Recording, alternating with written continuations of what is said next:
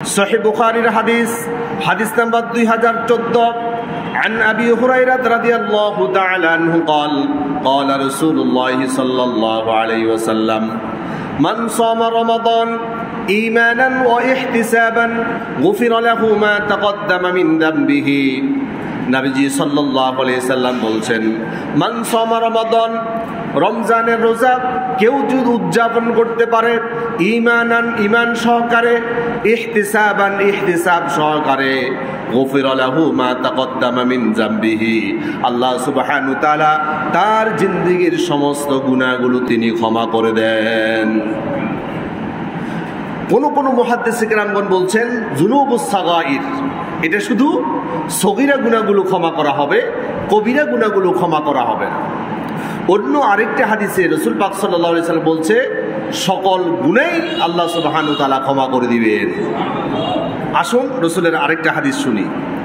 সুনান ইবনে মাজার হাদিস নাম্বার 1328 عن نضر بن شيبان رضي الله تعالى عنه قال قال رسول الله صلى الله عليه وسلم من صامه وقامه إيمانا واحتسابا خرج من ذنوبه كيوم ولدته أمه।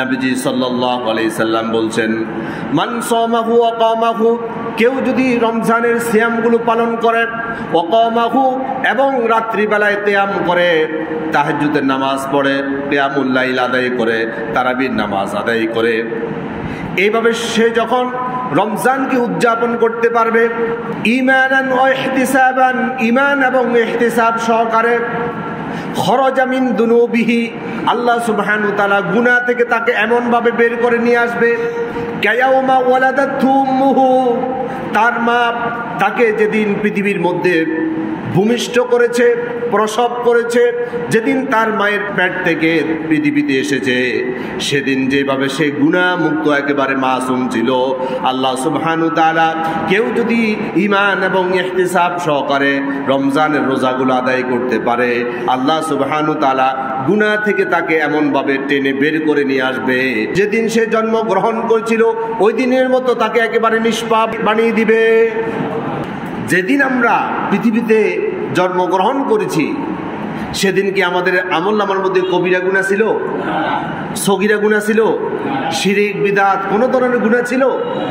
নবী করিম সাল্লাল্লাহু আলাইহি সাল্লাম বলছে, ঈমান এবং ইহতিসাব এই দুইটা শর্ত পূর্ণ করে কেউ যদি রোজা রাখতে পারে, আল্লাহ রাসূল সাল্লাল্লাহু আলাইহি সাল্লাম বলছেন, মায়ের পেট থেকে যেদিন একেবারে মাসুম বেগুনাহ হিসেবে পৃথিবীতে এসেছে, রমজান যাওয়ার সাথে সাথে তাকে আল্লাহ সুবহানাহু ওয়া তাআলা এইভাবে মাসুম বেগুনাহ বানিয়ে দিবে।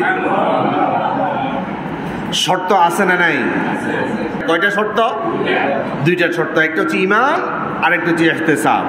এই দুইটা শর্ত পূর্ণ করে কেউ যদি রমজানের একটা রোজা রাখে, নবী করিম সাল্লাল্লাহু আলাইহি সাল্লাম বলছে জাহান্নাম থেকে তাকে 70 বছরের দূরত্বে আল্লাহ সুবহানাহু ওয়া তাআলা একটা রোজার বিনিময় নিয়ে যাবেন। সুবহানাল্লাহ।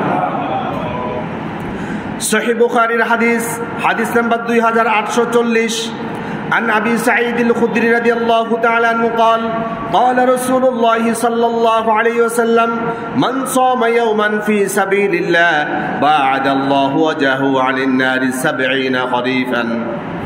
নবীজি সাল্লাল্লাহু আলাইহি সাল্লাম বলছেন, মান সামা ইয়াওমান ফি সাবিলিল্লাহ, কেউ যদি আল্লাহর জন্য একদিন রোজা রাখে, মান সামা ইয়াওমান, একটা রোজা রাখে, ফি সাবিলিল্লাহ, আল্লাহর জন্য, বা'আদাল্লাহু ওয়াজহাহু আনিন নার, তার মুখমণ্ডলকে আল্লাহ সুবহানাহু ওয়া তাআলা এত দূরে নিয়ে যাবে, 70 খরিফান, জাহান্নাম থেকে 70টা খরিফের দূরত্বে আল্লাহ রাব্বুল আলামিন তাকে মুক্তির ফয়সালা করে দিবে।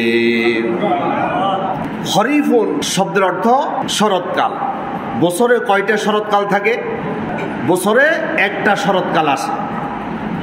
নবীজি সাল্লাল্লাহু আলাইহি সাল্লাম বলছেন 70 খরিফান, 70টা শরৎকাল সমপরিমাণ আল্লাহ সুবহানাহু ওয়া তাআলা জাহান্নাম থেকে তার চেহারাকে দূরে সরিয়ে নিবে। সুবহানাল্লাহ। চেহারা নিবে মানে কি? আপনাকে জাহান্নাম থেকে এত দূরত্বে মুক্তির ফয়সালা করে দিবে একটা রোজার বিনিময়। আল্লাহু আকবার।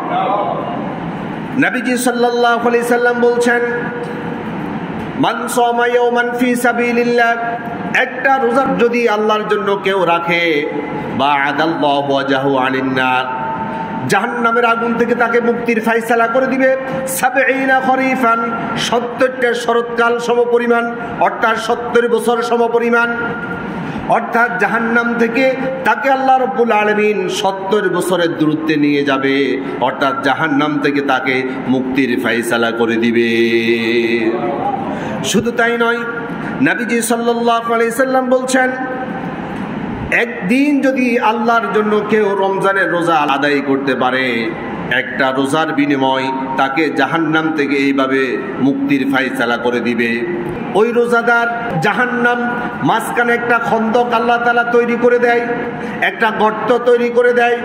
এই গর্তের দূরত্ব হচ্ছে জমিন থেকে আসমান সমপরিমাণ। সুবহানাল্লাহ। নবীজির হাদিস থেকে শুনি, জামিউত তিরমিজির হাদিস, হাদিস নাম্বার 1624, 1624 নম্বর হাদিস। আন আবি উমামাহ আল বাইহালি রাদিয়াল্লাহু তাআলা আনহু قال قال رسول الله صلى الله عليه وسلم من صام يوما في سبيل الله, কেউ যদি আল্লাহর জন্য একটা রোজা রাখে, জাআলাল্লাহু বাইনাহু ওয়া বাইনান নারি খন্দাকান, ওই রোজাদার এবং জাহান্নামের মাঝখানে আল্লাহ রাব্বুল আলামিন একটা খন্দক তৈরি করে দেয়। কামা বাইনাস সামাই ওয়াল আরদ, ওই খন্দকের দূরত্ব হচ্ছে জমিন থেকে আসমান সমপরিমাণ। তাহলে একটা রোজা রাখলে, এক হাদিসে এসেছে ৭০ বছরের দূরত্বে জাহান্নাম থেকে আল্লাহ তাআলা মুক্তির ফায়সালা করে দেয়। আরেকটা হাদিসে এসেছে আল্লাহ সুবহানাহু ওয়া তাআলা এত দূরত্বে নিয়ে যাবে, জমিন থেকে আসমান পর্যন্ত দূরত্বের সমপরিমাণে আল্লাহ তাআলা বান্দাকে নিয়ে যাবে আর জাহান্নাম থেকে মুক্তির ফায়সালা করে দিবে একটা রোজার বিনিময়। এইভাবে যদি 30টা উদযাপন করতে পারি, এইভাবে যদি আপনি 50 বছরের ভিতরে 30টা করে হিসাব করেন, প্রত্যেকটা যদি আল্লাহ সুবহানাহু ওয়া তাআলা এইভাবে পুরস্কৃত করে, ওই বান্দা জাহান্নামে যাওয়া তো দূরের কথা, জাহান্নামের কোনো স্পর্শ আল্লাহ তাআলা তার বান্দাকে করতে দিবে না। সুবহানাল্লাহ।